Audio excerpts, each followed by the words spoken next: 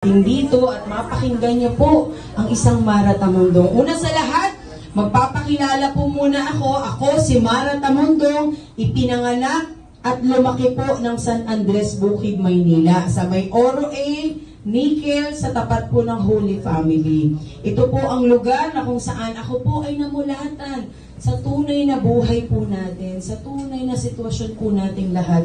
Kaya sino po ang magtatanong kung bakit ko po ito ginagawa, samantalang ito po ang aking pinagmulan. Siyempre, kung pinagmulan mo ang malasakit at pagmamahal, ay talagang hindi po maiaalis. Bilang bata po noon na ako ay nangarap na makita po na maunlad ang Maynila, na akala ko po magiging New York City na, magiging malalondo ng itsura, matataas ang mga building, maganda ang ating buhay. Pero habang tumatagal po, umabot ako sa edad na 47 years old, nakita ko po na mas bumaba pa yung antas ng ating buhay. Kaya naman bilang isang pangarap ko na sana makapaglingkod din po ako para sa ating mga kababayan, siguro ito po yung tamang panahon na ibinigay ng Panginoon sa akin dahil sabi ko nga, sino po ba ang mga ngarap na pasukin ng politika? Sino po ang mga ngarap na ikaw ay lalabas, makikipaglaban, samantalang hindi mo naman alam kung ang karamihan ay katulad mo rin? Pero sinugal ko po ang aking sarili dahil para sa akin, ang tamang paglilingkod at pagmamahal ay ipinaglalaban. Hindi lamang po sa salita, kung hindi sa gawa, na ito po ay ipakita natin. Baka naman sa pagkakataon po ito, hindi po masayang yung ating pagkikita ngayon. Baka ito rin po yung umpisa na yung pag-asa na maibibigay po natin sa bawat isa ay talaga pong mangyari. Kaya ako po, right after election, dahil ako po ay tumakbo ng huling halalan, sabi ko nga po, ang pagiging isang politiko po, marahil ay wala pa sa katawan ko. Dahil nga, ako po talaga ay hindi naman isang politician pang maiko-consider kasi hindi naman po ako umupo. Kaya lang bilang isang tao na nagmamahal, para sa akin, hindi ko na po kailangan hintayin pa yung oras na ako po ay makaupo para tumulong. Kasi kahit anong oras, anumang panahon, tayo po ay pwedeng maglingkod sa ating kapwa. Kaya inumpisahan ko po right after election, sabi ko nga, nakakahiya naman sa kanila kung bababa ka agad ako. Kaya tinapos ko po yung kanilang vote taking, kaya lang sikreto lang po ata yung vote taking nila. Kasi hindi ko naman nalaman dahil hindi naman sila lumabas para talagang mag-wave-wave ng mga kamay nila at ipaalam na sila po ay nanalo. So right after po ng kanilang vote taking, ako po ay bumaba na. Una po sa lahat, dahil nung ako po ay nangangampanya at nag-iikot sa lahat ng barangay sa District 5, nakita ko po ang sitwasyon ng ating mga kabataan. Nakita ko po na kailangan nating gabayan yung ating mga anak at mga kabataan. Kasi kahit anong buti po natin, kahit anong hangarin natin na maganda, kung hindi po natin to maisasalin o maipapamana sa ating mga anak, sino po magpapatuloy kapag wala na tayo? Kaya doon po, tinutukan ko ang mga kabataan na magkaroon ako ng outreach. Actually po, ako ay bumababa sa 8 hanggang 12 barangay sa isang araw. Nakakapag-food feeding program po ako sa mga kabataan na umaabot ng 3,000 hanggang 4,000 mga kabataan. Isipin po ninyo, mag-uumpisa kami ng alas 6 ng umaga, matatapos po kami ng hating gabi ng 12 midnight. Minsan nga po, nagtataka pa yung mga chairman, sabi, Ma'am, alas 10 na talagang may outreach pa kayo. Kasi nga po, sa dami po na gusto kong matulungan ng mga kabataan. Kasi nagdadala po ako ng Jollibee na pagkain. Sorry sa McDo Nagdadala po kasi ako ng Jollibee na pagkain. May dala po akong bola. May dala po akong magician. May dala akong dancer na makakapagpaligaya sa mga bata. Bakit ko po ito naisip? Kasi nung bata po ako, hindi naman ako araw-araw makakakain sa Jollibee. Dahil dito po kami magkakapatid, usually kapag gusto kong kumain sa Jollibee, ang sasabihin po ng aking mama, sa birthday mo na lang. Ang tagal pa ng birthday, once a year lang po yan. So doon ko po naramdaman na sabi ko, yun ang kaligayahan po ng mga bata. Na mabigyan sila ng pagkain na gusto nilang makain. Mabigyan sila ng laruan na kung saan hindi lamang sila matututong maglaro, kundi matututong makisama at magmahal ng kapwa. At the same time po, yung magician na dala ko at dancer, para meron po silang interaction, matuto po silang makisalamuha. So doon nakita ko po na yung mga kabataan ay masasaya. Kaya tuwing ako po ay pupunta sa ibang lugar na, lalo na po yung mga bata na kilala po ako, talagang automatic po yan, talagang lalapit po lahat sa akin. Yun po ang naging resulta siguro ng pagmamahal din ng aking ipinakita. Habang nangyayari po yan, sabi nila, paano kayo naging superhero po ng mga senior citizen? Dito na po mag-uumpisa. Habang ako po ay nag-outreach program sa bawat barangay, nagulat po ako. Kasi ang mga senior citizen po ang unang-unang tumatakbo papunta sa akin. Sabi ko talaga, naku, ano kaya nangyari? Pambata lang po itong mga pagkain po at bola. Pero yung mga senior citizen, talagang nagpukumahos po sila na tumakbo. Dahil nga, ay naku, nandiyan na si Mara. Ako naman po, dahil syempre hindi nyo naman pwede pong tanggihan ng mga senior citizen natin. Dahil mga magulang na po natin yan, karamihan po dyan, lolo at lola. So nung minsan po nag-outreach ako dito sa may Onyx, yung isang senior citizen po na naliligo sa kalsada, hininto niya talaga yung pagligo niya, tumakbo po siya sa akin. Pero nakita ko parang stroke po ang paglakad niya. Kaya nung after ko po magbigay ng program sa mga bata, tinawag ko po lahat ng senior citizen sa harapan. Kasi nga po nandun sila sa likuran. So nung tinawag ko po yung mga senior citizen para awitan po sila dahil mahilig na po akong kumanta, naisipan ko na lang po kumanta na kahit maputi na ang buhok mo.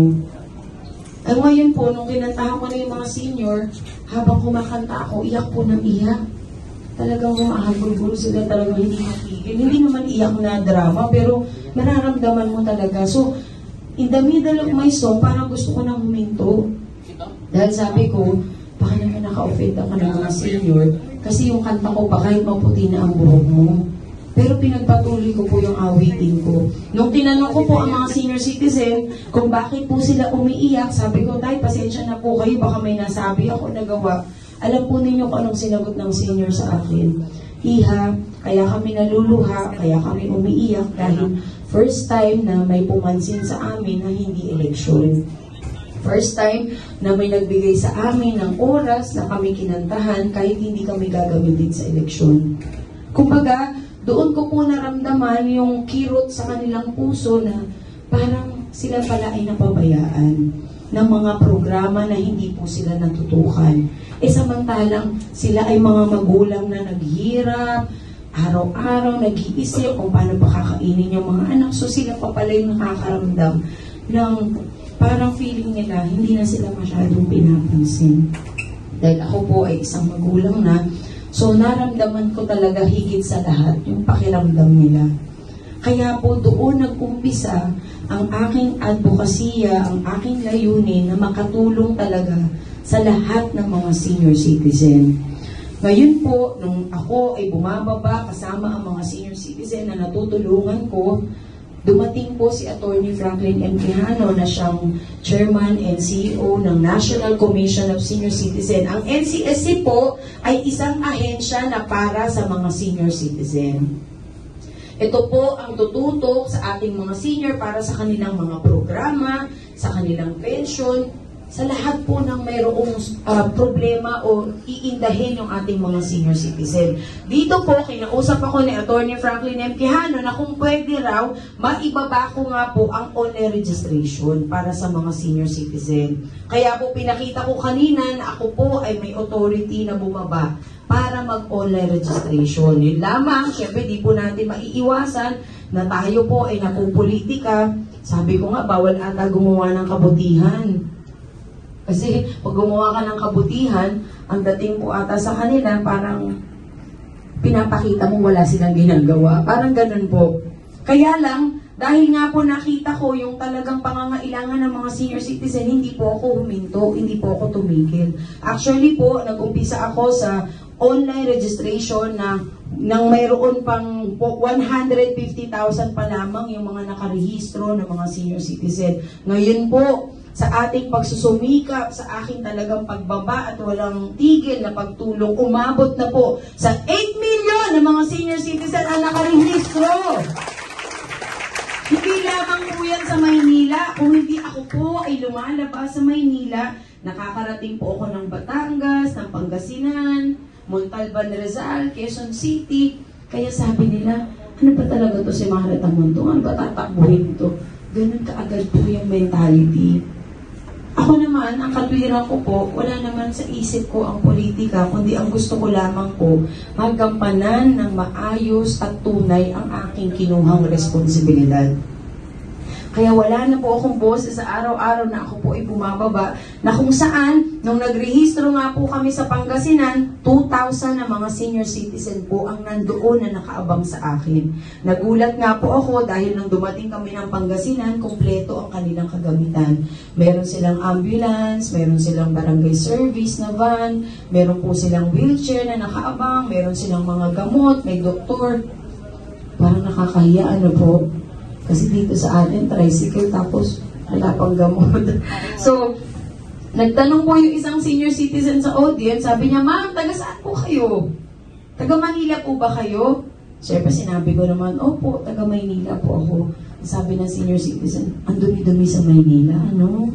Bakit ano nangyari sa Maynila? Yung mga kamag-anak ko na nakatira dyan sa Maynila, walang trabaho. Actually, yung isang pamangkin ko, pinalayas pa sa kanyang tirahan kasi wala siyang pambayad." Parang gusto ko na humalaglag sa aking kinatatayuan kasi 2,000 senior citizen po yung kaharap ko at tinatanong niya talaga akong one-on-one. Parang ako po ang nahiya. Dahil naalala ko po noong araw, kapag tayo ay papasyal sa mga probinsya at sinabing ikaw ay Manila boy, Manila girl from Manila, proud na proud ka, talagang macho-macho pa, talagang Manila boy ako, yes, Manila girl ako, galing. Kasi ang dating kaagad po sa atin, ang yaman nito, taga Maynila. Marami siguro pa sa lubong yan, taga Maynila yan.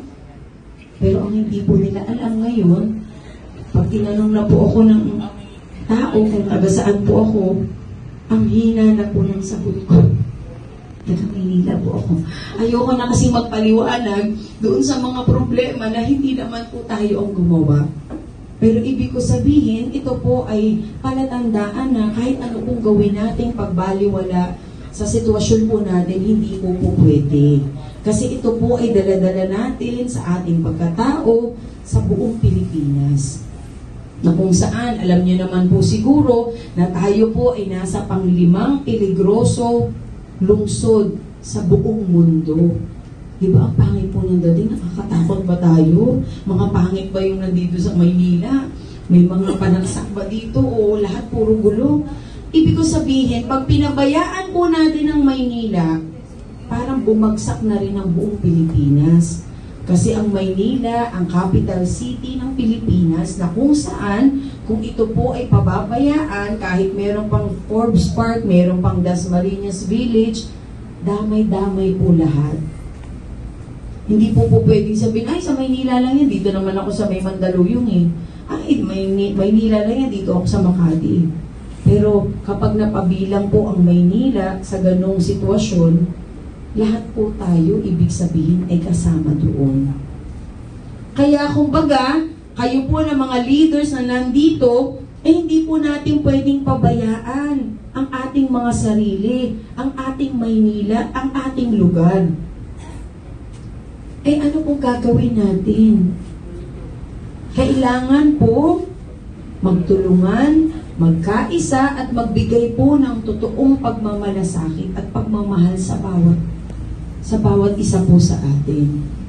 Kasi kung hindi po natin ito gagawin, saan na po uuwi yung ating mga anak? Ano na po mangyayari sa ating pamilya na maiiwanan? Isa lang po yung buhay natin, hindi po 2, 3, 4. Ibig ko sabihin, isang beses lang po tayong pwedeng maglingkod sa ating bayan. Isang beses lang po tayong pwedeng makatulong para ang maiiwanan po nating mga anak at apo ay may kinabukasan pa rin pong naghihintay. Di po ba ang bigat, ano? Parang pasan-pasan na natin ang lahat. Pero kailangan pa rin po nating harapin ang sitwasyon na mayroon po tayo. Actually po, ako sa totoo lamang, pinakahuling maiisip ko po na pasukin ang politika. Unang-una sa lahat, kailangan may pera ka. Pangalawa, kailangan malakas ang loob mo. Dahil hindi naman lahat ng tao ay sasang-ayon sa iyo. Pero ano po yung sandata na aking daladala sa aking sarili? Ang pagkakaroon ng tunay na puso at pagmamalasakit at ang pagiging totoo sa pagtulong po sa aking kapwa. Doon po kasi naniniwala ako na ang Panginoong Diyos ay hindi po tayo pababayaan. Kung hindi tayo po ay gagabayan niya sa lahat ng oras. Bakit ko po ito nasabi? Kasi nga po, minsan nang namiligro ang aking buhay nung ako po ay naaksidente sa riles ng tren sa Pedro Hill. Na kung saan po yung sasakyan ko ay sumabit sa riles ng tren, talagang napapikit na lang po ako, nagdasal ako. After ko po dasalin yung dinasal ko, bumitaw po bigla yung sasakyan. So kumalas po kami kasi 1 inch na lang doon sa poste, babangga na po kami. Kasi syempre pag hila-hila ka ng tren, pag gano'n, dito po yung sasakyan ko, bangga ka doon sa pinaka-poste. 1 inch na lang po nung bumitaw yung sasakyan. At may nakita po akong lalaki na lumapit kaagad na senior citizen na naka-white na t-shirt po, matangkad siya na payat. Tapos nagulat ako na may dala-dala siyang bottle bottle na dalawa. And then, nagkukumahog po siya lumapit sa akin para tanungin kung ano po yung kalagayan ko sa loob ng sasakyan. Sa totoo lamang po, hindi po ako nauntog, hindi po ako gumalaw kasi malakas din po yung impact. Kasi from dito po sa left, nandito nang galing yung sasakyan sa Pedro Hill, nakalagdag po ako hanggang doon. Pero hindi po ako naalog sa loob. Parang merong shield na may pumigil po. Alam niyo, doon ko po nakita na may milagro talaga. Doon ko po naramdaman ang presence ng Panginoong Diyos na lagi pala siyang nandyan. Akala lang natin kasi kapag may problema tayo, wala siguro siya, hindi niya tayo naririnig. Pero ang totoo po, sa araw-araw na buhay natin, nandyan po siya. Kaya nung hinahanap ko na po yung senior citizen na nag-abot sa akin ng tubig, hindi ko na po siya makita, bigla siyang nawala. Kasi nga po, dadali na kami sa ospital para ma-check up po. Kasi yung yung nagdadrive po para sa akin, nanginginig yung buong katawan niya. So, hindi niya mapigil hanggang sa ulo, nagsishake po yung, sobrang nervous po siguro. Samantalang ako po, wala lang nangyari. Parang wala lang po nangyari sa akin. Parang nagjo-joke lang ako na nandun ako sa sasakyan. Kasi kalmadong-kalmado po ako. Doon ko po nakita na ang buhay pala natin ay madali lang mawala. Ganun lang pala kadali kapag gusto niya talagang kunin na tayo. Pero hanggat tayo po ay buhay, araw-araw po tayo nagigising. Ibig pong sabihin ay may dahilan ng ating buhay. Kaya doon po ako nag-umpisa na tumulong sa aking kapwa, gumasto sa sarili kong pera, at hindi ko po inisip ko anong iisipin ng mga nakaupo sa akin. Basta ang sa akin lamang po, gusto ko lang sana magdagdag ng paglilingkod sa aking kapwa. Kasi nga po nakita ko yung sitwasyon natin. Marami pong mahirap, maraming hindi kumakain. Kung ikaw may kapasidad, syempre yung kalooban mo, talagang mararamdaman nyo rin po kung gaano kahirap ang buhay. Sabi nyo nga, ma'am, ang tanong po namin sa inyo, kaya nyo po bang labanan ang mga nakaupo? Di po ba yun ang tanong nyo? Yes. Sino po ang may tanong na gano'n? Siyempre, gano'n po yung tanong ninyo kasi first time nyo lang po ako nakita yung iba sa inyo. Hindi ko lamang po kaya, kundi gusto ko silang paalisin sa City Hall. Yung mga halimaw na naging halimaw palalo, siguro kailangan na natin silang itapon sa West Philippine Sea talaga. Sabi nga nila, ma'am, handa ba kayo? Nakita nyo na nga, nag-practice na ako Kulang na lang po yung tao. Ibig ko sabihin, ito naman po ay pinaghandaan ko. Alam po ninyo, hindi ko to iniisip na ito po yung ginusto ko, pangarap ko, kundi ito po ang gusto ng Panginoong Diyos sa akin. Na makapaglingkod. Dahil sabi ko nga, kakainin ko na lang po, ibibigay ko pa. Ganon po akong gustong maglingkod sa mga kababayan natin. Para pag umarap po tayo sa Kanya, sa kabilang buhay, meron po tayong masasabi na tayo ay may nagawa. Akala nyo maliit lang ako pero napakatapang ko po, kaya ko rin kumain ng tao na buhay. Akala nila, si Ma'am, angelic face. Pero hindi nila alam, kaya kong tukutin yung kanilang mga mukha. Ibig ko sabihin, kailangan lumaban po tayo dahil kailangan po natin ng tunay na pagbabago sa syudad ng Maynila! Alam mo naman, papayag ba kayo? 7 lang ang mayaman. Papayag po ba kayo na iilan lang ang kumakain ng 3 beses sa isang araw? Papayag po ba kayo na ang budget na 34 billion a year ay sila lang ang makinabang? Hindi! Kailangan ito po ay mapunta sa ating lahat. Kailangan ito po ay mapunta sa programa na makakatulong sa ating lahat. Kailangan ito po ay mapunta sa ating hapagkainan. Dahil kung hindi, ano po gagawin natin? Magugutom talaga tayo. Magkakaroon tayo ng sakit na walang gamot.